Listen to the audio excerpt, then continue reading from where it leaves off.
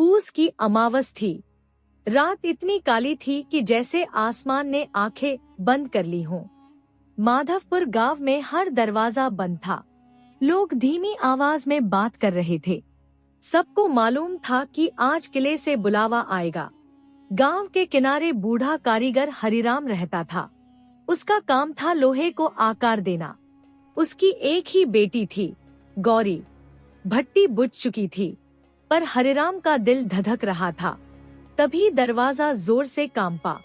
बाहर से सख्त आवाज आई, जमींदार वीरेंद्र प्रताप ने लड़की को बुलाया है। हरिराम घुटनों पर गिर पड़ा। मेरी बच्ची को छोड़ दो। गौरी ने पिता का हाथ पकड़ा। उसकी आवाज शांत थी, बाबा, लोहा आंख से डर जाए तो औजार नहीं बनता। वह खुद बाहर चली गई। किले का विशाल फाटक अपने आप खुल गया। भीतर सन्नाटा था। ऊंची कुर्सी पर वीरेंद्र प्रताप बैठा था। उसकी आंखों में घमंड और थकान दोनों थे। डर नहीं लगता? उसने पूछा। गौरी ने जवाब दिया, डर उसे लगता है जो सच से भागता है। कमरे के कोने में काले कपड़े से ढकी एक बड़ी तस्वीर थी। गौरी उधर बढ़ी तो वीरेंद्र गरजा, उसे मत छूना। गौरी ठहरी नहीं। जिससे आप डरते हैं वही आपकी कमजोरी है। तलवार निकल आई। मैं पत्थर दिल हूँ, वीरेंद्र बोला। नहीं, आप घायल हैं, गौरी ने कहा। फिर उसने कहानी शुरू की। एक बाज था जो आसमान का राजा था। एक दिन उसके पंख में तीर लग गया। दर्द से वह हर छोटे पक्षी पर झपटने लगा। उसे लगा पूरी दुनिया दुश्मन है, जबकि असली दुश्मन वह तीर था। वीरेंद्र चुप हो गया। गौरी ने कहा, आपका तीर आपका अतीत है। कुछ देर बाद वीरेंद्र की आवाज भारी हो गई। उस तस्वीर में मेरी पत्नी संजना है। सालों पहले वह इस किले में आई थी। वह गरीब परिवार से थी, पर दिल साफ था। वह चाहती थी कि मैं लोगों की मदद करूं। लेकिन मेरे दुश्मनों ने झूठ फैलाया कि वह किसी और से मिलती है।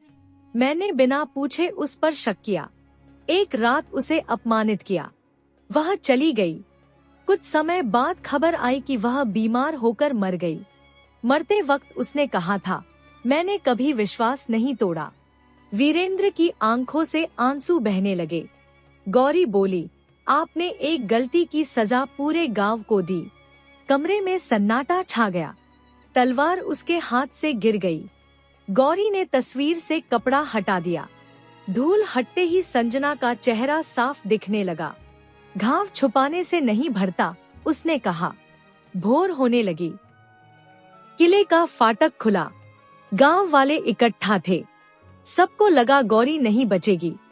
लेकिन बाहर वीरेंद्र आया, सिर झुकाए। उसके पीछे गौरी सुरक्षित खड़ी थी। वीरेंद्र ने सबके सामने कहा, मैंने अन्याय किया।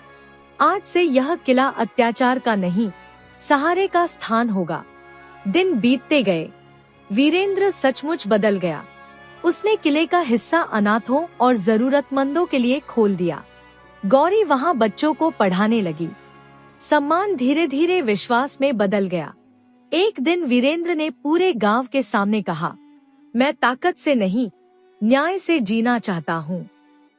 अगर गौरी चाहे तो मैं उसे जीवन साथी बनाना चाहता हूँ। गांव शांत था। गौरी ने अपने पिता की ओर देखा।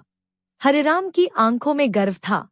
गौरी बोली, शादी तभी होगी जब यह बदलाव सच्चा और स्थायी रहे। वीरेंद्र ने सबके सामने वचन दिया। कुछ महीनों बाद पूरे गांव की मौजूदगी में सादा विवाह हुआ। न शाही शोर, न घमंड, बस एक नई शुरुआत।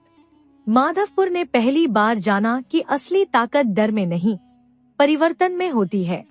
और उस रात की अमावस के बाद गांव में कभी वैसा अंधेरा नहीं लौटा।